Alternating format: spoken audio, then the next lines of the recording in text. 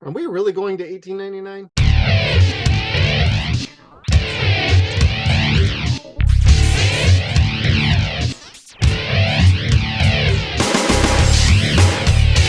Hey, what is up, everybody? This is Jeff from the Suns and Shadows podcast and Zero Point Reviews. This is a little bit of a new segment for us. I took the opportunity to watch 1899 that just dropped on Netflix late last week. This is basically a quick reaction. I just finished it up. And if you're a fan of the TV show Dark on Netflix, the time jumping story where it goes through the different eras and whatnot, it is absolutely one of the best science fiction shows that has been on Netflix to date. It's exceedingly well done. It's very well written. It's 3 seasons and completely excellent. The creators of that show actually went on to do this next show, 1899. And I gotta say, I had high expectations going in. I tried to leave them at the door. I relatively did, and I came away very, very happy. Now, the show, I'm not going to get into too many spoilers. This is one of those shows you do need to watch and judge yourself. This is just a reaction from me and kind of my thoughts. So I'll keep this relatively short.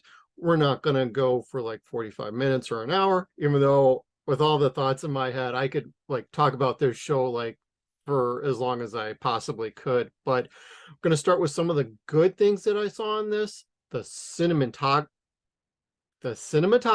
is absolutely outstanding in this. This is very well shot. They used what is called the volume, which is the sort of surrounding set.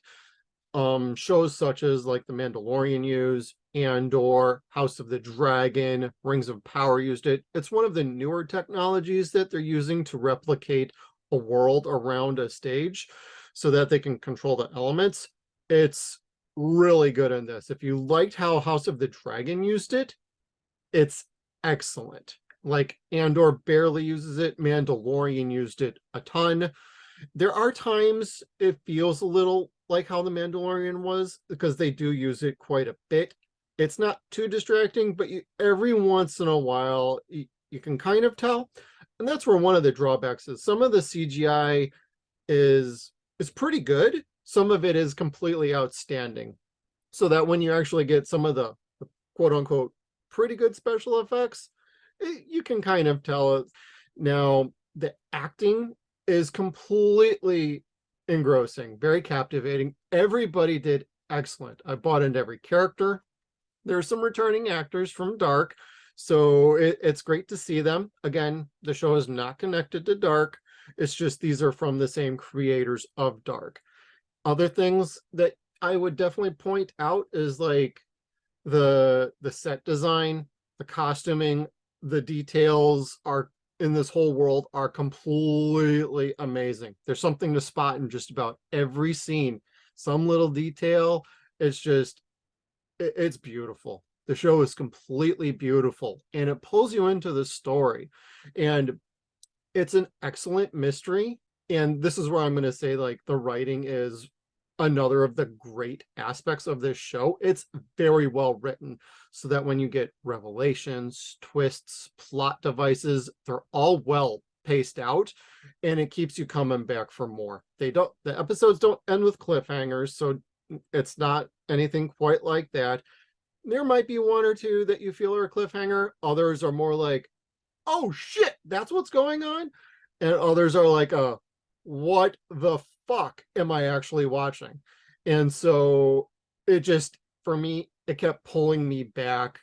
I thought the writing, like I said, was excellent. It didn't meander too much. I know some other reviews feel like the slow plotting, like the slow pacing is one of the negative things that I've heard about what people have said about this show. I don't think it's as slow as, say, like Dark's first season was by comparison. This one feels like they took lessons learned from the story and they decided to kind of move it forward. Now, if you're only judging it by the first like one or two episodes, I can definitely see how you might feel like the story is starting slow, like it's a slow burn. But the show keeps the plot moving. It doesn't meander. how this season ended, and hopefully it's more than one season, but how this ended, you totally could have dragged this plot out for basically 2 seasons. There's a natural stopping point they could have gone with halfway to 2/3 of the way through, and then you could have spread that out for 8 episodes. So I disagree that it's a slow-paced show. I do feel it was a little rushed. I'm not going to say it's horrible though, but things keep developing. We're not waiting for 2 episodes, 3 episodes for, hey, what about that one detail, or what about that one character? It's more about, there is character development. That's what you can really sink your teeth into. And then the overall plot, what drives all the subplots forward, the more longer term plots forward. You think they're forgetting something, oh, this is going to be a plot hole because they're never going to touch on this again. There are instances where you feel like, oh, we're probably not going to get an answer to this until later on or in the next season, because clearly this is a show being set up for more than one season. If it's anything like Dark, they're probably setting this up for a 3-season arc. This creative staff, these creators, they have proven that they can handle a 3-season arc and be completely fulfilling. And I feel like the pacing's good. It can feel a little slow at times, feel a little rushed at times. However, I do feel it serves the plot, and it really moves everything forward at a nice pace overall. But at times it can feel like it's coming down or speeding up too much. As far as anything other on the negative side, if you're looking for instant answers, instant gratification, this really isn't going to be the show for you. I do feel like if you're a fan of something more serious, little with a little bit of drama, because there is drama. Welcome to sci-fi in the modern era.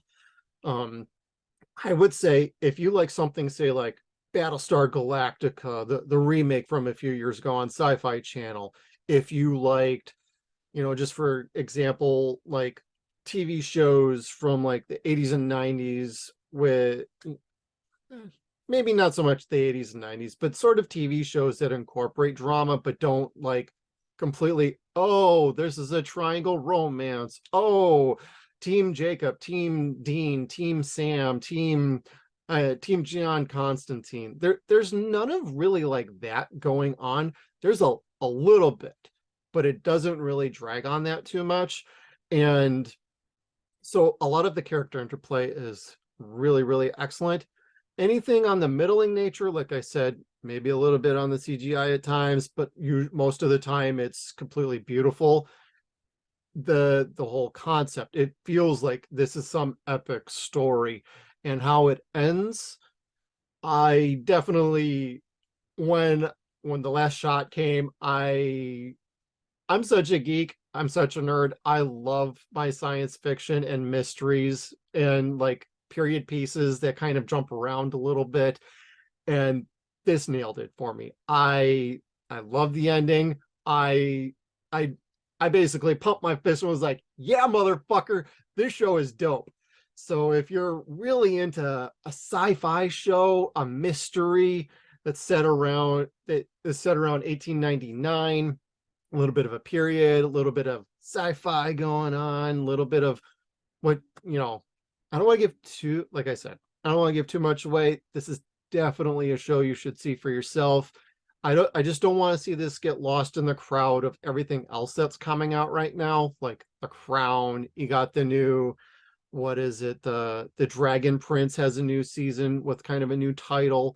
There's other shows that are out there that are popping right now. You got movies coming into theaters like The Menu, which would have some similarities to this show, not a lot. But like you got this intelligent science fiction show that'll keep you on your toes and keep you guessing and keep you going, oh, I can see where this is. Oh, that's not where we're going. We went somewhere else that's even better. There's a little predictability going on, but every time you think you know something, sometimes you really don't. So I like shows that keep you on your toes like that. Now, overall, I'm just going to say this show is dope. absolutely check it out. Hey, Thanksgiving's coming up. You should totally, well, let's preface this on my last point here. Do not watch this show if you are relatively tired. You do need to pay attention. I learned my lesson on the TV show Dark. I tried to start that 3 or 4 times at like 10 o'clock at night on a work night after being tired and starting it and falling asleep. For Dark, you had to watch that when you were completely wide awake. You need to watch it during the day or early enough in the night where you're not going to be like, this is definitely not that show, but it's also not a show I would recommend watching while you're a little tired, because when it hits the slower moments is when it might creep up on you and you're feeling like, oh, I'm a little tired. But you watch it with a little bit of alertness. There's details going on. You're going to want to pay attention to this show. Now, overall, I'm going to go 2 thumbs up. Definitely recommended on this. I don't have too much bad to say about it. I would level with you if I felt like anything else was amiss with this show. I'm not going to say like but hey, I really got a kick out of this show. It's on Netflix. Everybody check it out. Hey, and if you like these kind of reaction, review videos for newer shows or anything older, hey, put that like down below. Make a comment. What did you think about 1899? Make sure you hit that subscribe button, and we'll go ahead and we'll see you next time. Make sure you check us out on all of our social media platforms. We got Facebook, Twitter. We are at Suns and Shadows. We're also on Instagram at Suns and Shadows Cast. We are at sunsandshadows.com. Thank you again, everybody, and we'll see you down the road.